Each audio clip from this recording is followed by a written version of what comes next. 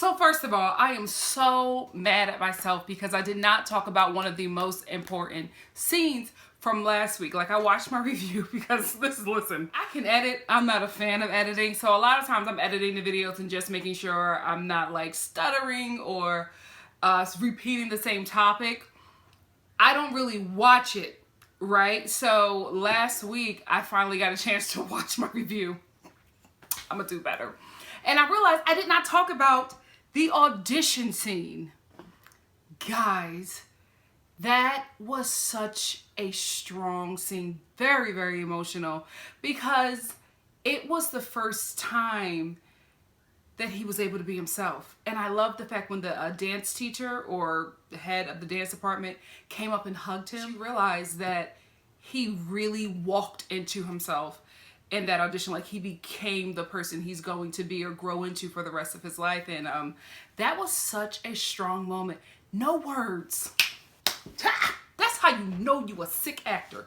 No words, and the audience is moved. Powerful scene. And what I found out from talking to a lot of my friends, to a lot of my gay male fans, yes they are, they watch this too, but talking to a few of my gay male friends, that the music, I felt like the music was so like a part of that era and that time, but they were telling me that like every song that was in last week's episode was a part of like the gay male experience. Like, specifically the I want to dance with somebody. They were all like, Nikki, you have no idea. That is like a call to action, you know what I mean, within the community. So I didn't know. I just thought, it was a song from that time and that's why they put it in there. But I didn't know that all of these songs are really important to the gay community. Had no idea. I mean, I hear them all the time at like gay events, so I kind of should have known that. But I just thought that they just really like dance and house music. So yeah, it was a learning experience for me as well. But I'm so mad that we did not talk about that audition. I was like, Nikki, that was the best part of this episode, of last week's episode. But I just loved it. I loved how he was like struggling in the beginning and then he like became himself. This also reminded me a lot of my high school. I went to the Creative and Performing Arts High School, Kappa in Philadelphia. And I think that's kind of why I don't know. I think that's kind of why I was kind of okay as a kid with like being around like open gay young adults because I didn't know until I got older that was not common for a lot of people who had like a high school experience. I remember talking to a few people who were just like, I couldn't be out until I got out of high school. And I was just like, listen, I started off high school without proud gay dancers and they were just like, listen, this is who I am. We had like trans people in my school, but like at that time, I guess it was just something that unless you went to that kind of school, a performing arts school, or I forget what it's called. It's called a school where, like, Philadelphia has a school where they house LGBT kids who can't go to like, basically a school where the population is mostly straight. I forget what it's called, but if you don't go to that school, you would, especially if you were artists, you would go to Kappa. And yeah, I remember like being around 14-year-olds who were like, I'm gay. But a lot of people, that wasn't normal. That wasn't like their experience. A lot of people had to hide. And so yeah, it was an interesting experience. But he reminded me of like all the boys that I went to high school, like all the dance majors in high school. That's exactly what he reminded me of. And so it was a lot of stuff going on in that scene for me. It was like nostalgia, but it was also just like, oh my gosh, the biggest part was just seeing him walk into himself. Ah, I love this show. Now let's get into this week's review. So before we begin, I would like to get somebody in the comment section together in love who they did let me know that Billy Porter, his first TV debut was on Another World, a TV series. He played Billy Rush in 1998. But darling, he has been on Law & Order and Law & Order Special Victim Unit because I'm looking at his IMDb. He was on Law & Order. He played Greg Ellison in 2004. He was also on Law & Order Special Victims Unit in 2014. Catch. Tens, tens, tens, 9. 9? Are you blind? I would have given you a 10 if your outfit didn't look like something that was the inside of a coffin. Oh, I love how they start with these balls because it's just, man, it's so accurate. And especially back in the day, they were messier, man. Oh, the reads were just, ooh, so good, so good. Like, a lot of the reads today are just really taking off of what was the foundation, which of course everybody does. But like, man, they were coming up with stuff that you had just never heard before. So good, so good. Anyway, Blanca ends up winning because why not? Have you seen that outfit? It was amazing, right? And now we're creating this theme because Billy Porter, who is the MC, says, I gotta figure out what's his real name in the show, Pray Tell, because Pray Tell then says, now we have a competitor for House Mother of the Year. So now we have another thing where it's not just the houses that are competing. Now we have this battle going on with Blanca and Electra Abundance, who is just gorgeous from head to toe. That chick is dynasty down. Now, I also want to say something about the comments that have been made about Electra Abundance acting. I think those comments are made by people who don't know house mothers, because when everybody who knows what a house mother is and how they're just so extra and just in a hilarious kind of way and just an extravagant kind of way as well. It's the culture. You know what I mean? If you're not aware of it, then it's just is like, why is she acting like that? Why is she doing all that? I'm just like, darling, that's a house mother. That is the epitome of a house mother, which is why I recommend that everybody watches Paris is Burning before watching this show. It's so much information. It's so much well-needed information for you to go into this show with, because you'll get it all. It will all make sense. Electra Abundance is doing exactly what house mothers do. She's acting just how house mothers act. She's giving it all off. She is the epitome of she is what you would imagine a house mother to be. Sans, like the heartlessness. There are very sweet house mothers. She is just being this kind of house mother. Blanca is more mothering than Electra Abundance. Electra Abundance is more interested in being a house mother. Like, she wants to win these competitions. She wants to reign. She wants to be beautiful. She wants to be good. She's not really looking over her children, but she wants the name. She wants the title. She is very self-serving. She wants all of that attention. And Blanca is the total opposite. She wants everybody to be taken care of to a certain point where she doesn't even look after herself, the epitome of a mother, you know what I mean? And we even get it in this scene. Oh, wait, before we even get into this scene, that read, you are the Cracker Barrel to my Gucci. I'm stealing that, and I'm telling you, I'm waiting for somebody to pop off so I can use that. Anyway, we get this scene with Damon and this new kid who I don't trust. What is his name? Ricky. I don't trust him. I don't trust Ricky. He gives me something that is just, I don't know, just how he came into the scene. He is very, you know what it is? He's very seasoned. He's a street guy who's very seasoned. He knows how to scam and manipulate to get, I'm only getting this off of just how he came into the scene. But that's what I feel. I feel like Ricky is going to scam Damon into some mess because Damon is so bright-eyed and bushy-tailed. He don't know anything about this, and he lucked out by having such a fabulous mother. Anyway, when I'm talking about Blanca being a mother, she sees something in Ricky already. And she's just like, that's trouble, but I like trouble too. Be home by 3. But she, you know what I mean? Like, she cares so much. You've never seen Electra Abundance do anything like that. That's why you fall in love with Blanca. Oh, I love that character. I really do. And I know they're not going to kill her off because she's a main character, but seeing a character that you just love suffer, because I think they're going to take us down that road, because it was mentioned last week that she was looking a little frail. Y'all, I'm not ready. I'm not emotionally ready for where the show is about to take us. I don't trust him. I don't trust him, especially how he got my baby all hugged up in that warehouse, kissing him. Oh, I love you. How you love me. You just met me. I just know it. Oh, he gonna break his heart. Ricky is going to break Damon's heart.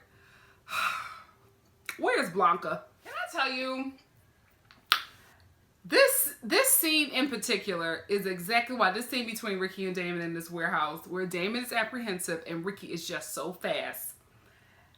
This is why it's so ridiculous to have people just the fight about who people can love, like this isn't right, man should be with a woman should be, like just all of that, right? Because here I am as a straight woman. I'm watching these two young men kiss, or like just in this scene, right? I'm not in any way jaded by it or feel, off-put by it, like, oh my gosh. I am looking at that like, I've been there. You know what I mean? I'm relating as like looking back at myself as a young girl, being in these situations with guys that you think are cute, and they are like manipulating you to do things with your body that you are not ready for. I'm looking at Damon like, I have been Damon so many times. I'm not ready. And then feeling bad because you're disappointing a guy because you are not physically ready. You don't want to do it. You really just like the person, and this person is just trying to get something from you sexually. And it's just such a whole head game. And I'm watching this and I'm just like, this has been me. I was just like, oh my gosh, 14-year-old Nikki. You know what I mean? So it just makes no sense for people to be like, oh, I can't relate. I feel like people who are doing that, something wrong, or they just trying to be, they want that. They want to be that negative being, because this is so relatable. It's completely relatable.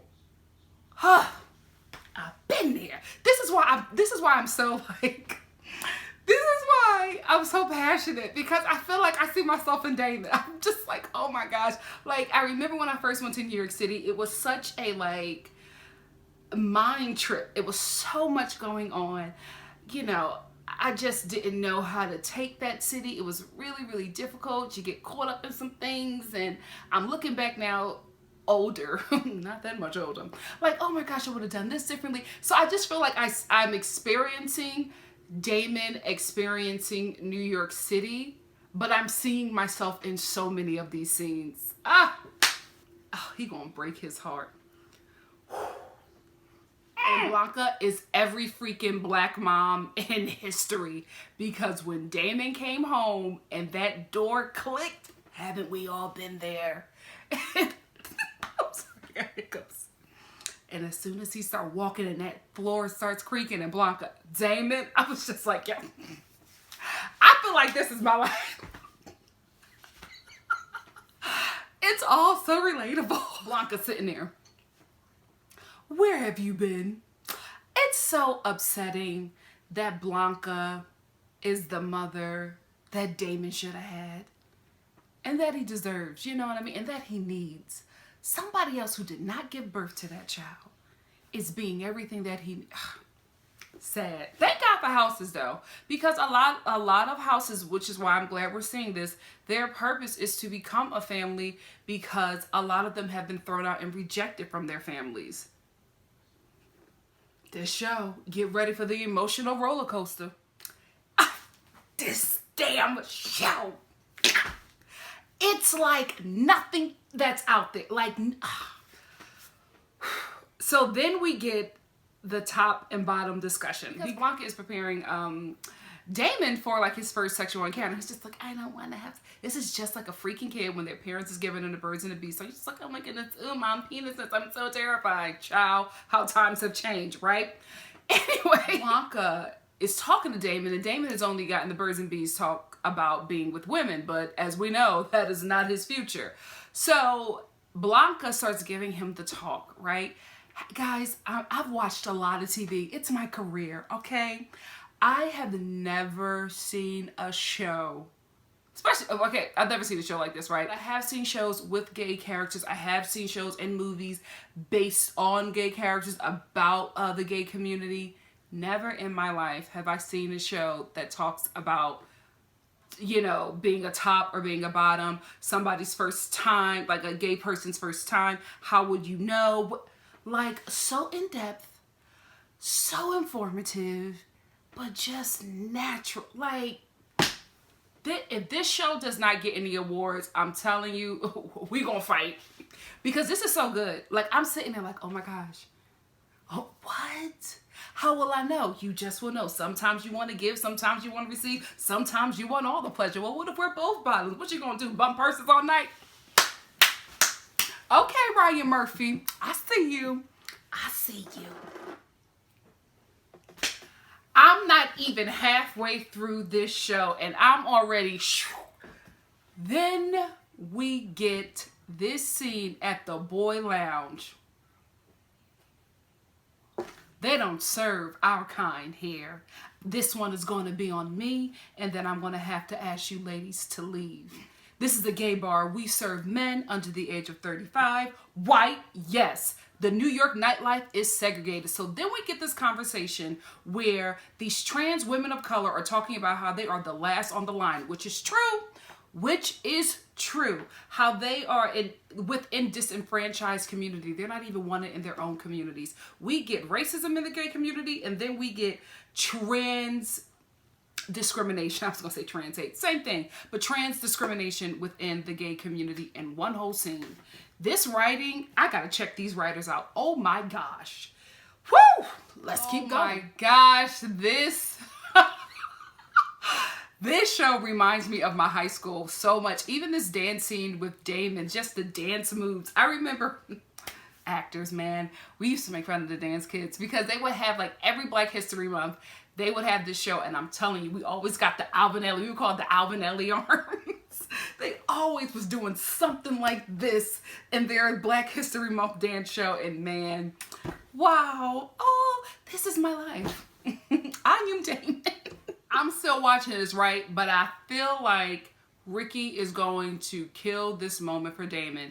I feel like he is going to make him late or make him miss this ballet performance with his teacher. I'm telling you, when she said, be there at 7 p.m., don't be late, it's a great opportunity for you, I was like, Ricky gonna mess it up. Ricky, I feel it in my spirit. Let's keep watching. So this scene with Blanca being physically picked up and thrown out of this straight white, no, they acting like straight white men, of this white gay male bar, reminds me of this bar in Philly.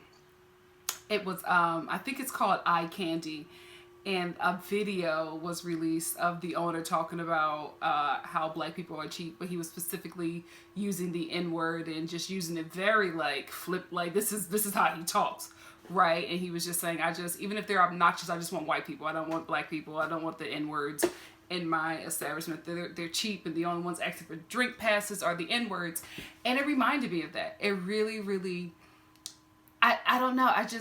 That's like blatant discrimination to somebody in your community because they don't look like you. It's so like, I don't understand it, guys. I'm like, first of all, you're in a predominantly Black city. You have a gay bar in a neighborhood. First of all, 13th Street is not even that big. It's in Philly, the gay area is 13th Street. It's like a couple blocks, right? And that's where all of these gay people who live in this huge city have to be free and safe. And you're going to take your little dirty bar, I heard, and say that you don't want gay people of a certain color in your bar. Really? So you discriminating in the area that was created because people like you were discriminated. I'm telling you, people are just awful. Just awful. I can't make any sense of it. I cannot make any sense of it. But this scene reminded me of that because I remember so many of my Black friends who grew up in that gay bar was just destroyed because they're rejected from their families. They think they find a community, and then the community says, we don't want you either. It's just a hurt piece. It really, really is. And man, it just reminded me of that. And I don't even know what to say. I don't. Like, there's no explanation. It's just, it's upsetting and it's unfortunate. And this show was based in the 80s. This is still happening today. I was wrong about Damon missing this event for Ricky. But we got a scene where Ricky was really pissed off about it. So I'm thinking this is going to play into his manipulation. Or maybe does Ricky really like Damon? I don't know, guys. He gave me just his whole character, I just feel like I can't trust him. I still can't, even though I feel bad for him that he was stood up, I still cannot trust him. And we're also starting to see some alarming behavior from Stan, because he's stressed out at work. His wife, he's starting to distance himself from her because he's obsessing about Angel, right? And then he goes looking for her, and he finally finds her, and he finds her in like this fetishy kind of porn.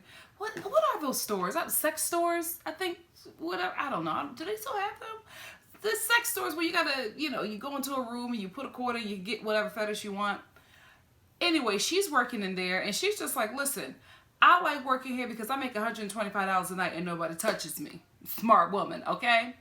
But Stan, I don't like you working in here.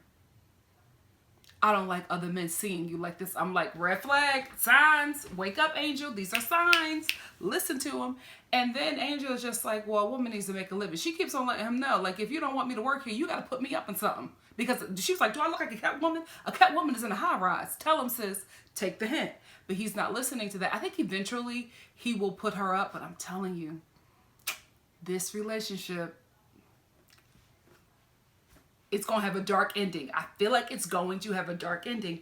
I could be wrong, but you know who she reminds me of? Darling, the champagne is burnt. Y'all have to catch these references. That is straight from Dynasty. That is, I believe it was Alexis and Diane Carroll's character, and they were going through a little tip or whatever, their own little Dynasty tips, and Diane Carroll drinks the champagne that Alexis gave her, and she's like, oh, it's burnt. And she's like, what? The champagne, it's burnt. Breathe. See, y'all gotta catch it. Oh, this show is so good. They're taking references from everything that makes total sense. You got the magic touch, hey. Everything I touch turns to gold. This was my dad's song back in the day. That song in Rocksteady. We begin to rock, hey, hey, steady. The 80s were not so bad. Besides crack and AIDS, it was a wonderful decade. I don't think I talked about it, but I do want to talk about it. Elektra, who looks amazing, right? Especially in this Dynasty. I need real talk, like I need every outfit. I'm telling you, I want to raid this costume department. I want to raid their closet. Like, I have to wear everything in this show. But I don't think I mentioned that Blanca talked about how Elektra looks so amazing. Miss Elektra Abundance looks amazing all the time because she got a little rich sugar daddy. You know what I mean? So it's easy to win when you got the money to put the garments together. It's a lot harder when you don't have the coin and you're just figuring it out and putting things together. But this is my thing. If she had that rich sugar daddy, well, you know what? That's just the amazingness of Elektra Abundance. Because I was just about to say, if she had this rich sugar daddy, why did she have to steal those costumes for royalty? Those museum outfits for the royalty. But I'm just like, you can buy as many fabulous garments as you want to, but there's nothing like the ancient garments from that era. So yeah, that's why she's a house mother. She knows how to win a ball. So I'm in a dilemma. After this scene with Stan and Angel, I'm starting to like him, but I feel like I'm gonna hate him at the end of this season. But this monologue that he gives to Angel about how he's no one, because she's just like, you're out there, are you gay? Or you're straight and you want to get a little freaky? Like, what is it? Like, what's going on? And he's just like, I'm no one. I'm just the Reeds. I'm just a middle-class white man. I don't stand, like, this was a read on middle-class white man. Can we tell the truth and shame the devil? He was just like, I don't stand for nothing. I'm no one. I buy things I can't afford. Like, it was, whoo, that was powerful, okay? And then he's just like, why is it so wrong for me to want to be with somebody who's not playing dress up? Like, you are you. Even though this world tries to, like, basically beat it out of you, you still walk in your truth. And that's what he loves about Angel, that she is real. And she was like, you think I'm a real woman? I can't. I don't like him, Angel. Do not make me like him. I feel, I could be wrong. But anyway, I thought this was a really good scene. I really, really did. Like, this is what I like about this show. It not only humanizes these characters, but there's just not one-dimensional. It's so much depth with every character. It's superb. Oh, and before I forget, congratulations, Angel, on finally becoming a Catwoman. Year lease. Work, sis. Oh, Lord. Now, Little Poppy is selling drugs. He's going to be the crack epidemic. Oh, Jesus. Is he going to be the crack epidemic in the 80s? Is that going to be the character that we get to see how crack affected low-income people of color communities, specifically Black and Latino? Oh gosh, I just feel like I'm going to be crying until the last episode. I can't, because I just realized that when we watch Lil Poppy sell these drugs, I was just like, he is going to be the one. He is going to be the one that we get to see how the crack epidemic not only affected Black and brown poor Black and brown communities, but also the gay community. Jesus. I'm not ready. I'm back to not liking Ricky. I'm back to not, now I knew it. I told y'all he was going to manipulate Damon with his, woe is me struggle. Listen, get in line, baby. Get in line. And I felt bad for, like, when he said that, I was just like, oh my gosh, Ricky. But, like, Damon is like, just join the house. And Ricky's like, don't nobody want me to join their house. Why? Why can't you join the house, Ricky? Houses were made for people like you. Why can't you join the house? Something is up. Oh, I don't know what. This show is so good.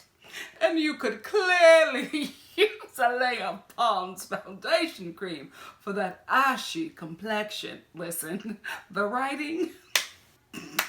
Because I am trying to watch this scene with Elektra and Blanca at the nail salon, but every freaking line from Elektra is a read on Blanca, and I can't focus. Now we get another layer. See, this is the thing. You have to really watch this show and, like, stay focused. Unlike me on that last one, I had to go back and rewatch it. But we have another theme where Blanca and Elektra Abundance is the old and the new, right? So Elektra, she represents the LGBT, Black and brown ball culture, right? That started. She represents the foundation, basically.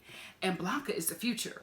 So Elektra is comfortable. She has this, Blanca had this whole monologue about how, she's taken care of, she's comfortable. The only thing she has to worry about is wrinkles and that cellulite that she got from walking all those balls. So that's like, that's her only thing. She's gotten old, so she's gotten settled, and she's okay with the little bit of freedoms that she has, because she said, listen, taking on them gay white boys is ridiculous. You don't need to do it. And Blanca was like, I told my children I will set up a better life for them. So your generation, thank you. You got us here. Now I'm taking the baton and I'm going farther. So that's like it's just not a battle between them. It's still that battle, right? Between the houses. It's the battle between who's the best mother. But now it's old and new. Stay woke. Dawson's Creek is playing the hell out of this character because I hate him. Oh, I hate him. I knew that he was only going to give Stan that money if he told him that he was having an extramarital affair, because that's how those grimy rich dudes are. He wasn't giving him that bonus if he was trying to take care of his family, but because he knew that he was sleeping with somebody else, he was just like, I get you your money. Wow, exotic, not my thing, to each his own. If you get her pregnant, come to me immediately. Ugh, sick. He playing the hell out of this character. I can't stand his face. Did y'all catch that Black gay man in the boy lounge? I'm telling you, it's so many things happening in this show. You need to pay attention, because that right there is another problem. They want me here. They don't want you here. We all know that person. We all know that person. Oh, y'all snatching everybody's wigs on this show. Yes, writer's room. I doubted you in the beginning, but y'all doing some stuff. Y'all touching on some topics that I didn't think that that unmelanated writer's room could come up with, but y'all doing a damn thing. I'm proud. I'm proud. And then we get to see how these gay white men are using the police as a weapon against a disenfranchised community, because the bar owner calls the police, and I'm telling you, I've been in these situations before, specifically with white people, especially with white people, and Not that I've, let me fix this. Not that I've gotten the cops called on me, but because I'm just like, wait a minute. I know, you know what I mean? I ain't that ghetto. But anyway, he calls the cops, and and the cops come in, and this white dude is saying everything like, see what I'm saying, officer? Very combative, like using a certain kind of language to make sure that the officer either eliminates the problem permanently or damages the problem. And that's what white people do. Not all, but there are white people who know that when they're calling the cops on people of color, especially a trans person of color, that they know that they're either one, going to end their life, or two, do some serious damage to them. They know. They know what they're doing, and this bar owner knows exactly what he's doing. He knows that some harm is going to come to Blanca. So that's why he is puffing up the officer's chest and giving him all of these lies. She's combative. This is what he's combative. This is what he does every time. Keeps on using he to even like get Blanca riled up to like add further insult to injury. Wow. This show, I'm telling you, I don't care if I say it every episode. This is really freaking good.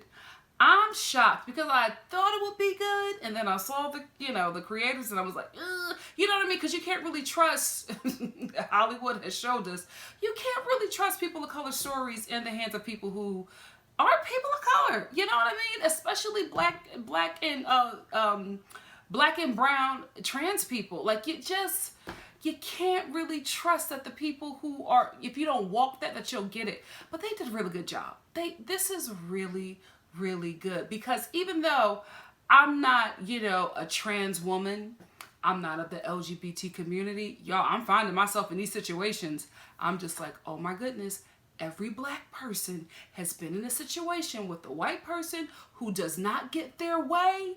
I'm calling the cops. And right then and there, two things are going to happen. I'm either going to die or I'm going to get the snot beat out of me. So you got to make a decision to save your damn life, to walk away from this coward who is using the police as a weapon. This is freaking good. And how they celebrated when she got put out. Sick.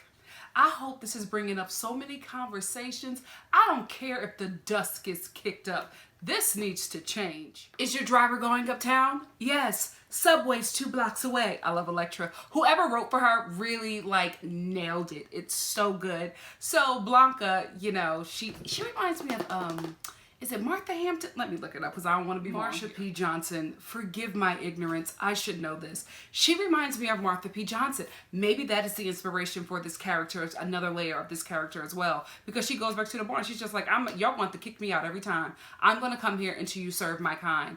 And Elektra bails her out. And then we get this whole conversation about her passing privilege, because she's just like, oh, Blanca's like, oh, you bailed me out because you understand. And Electra's just like, girl, please. Did you see me back there with that police officer? Like, basically, I can pass. He thinks I'm a woman. I can go anywhere I want.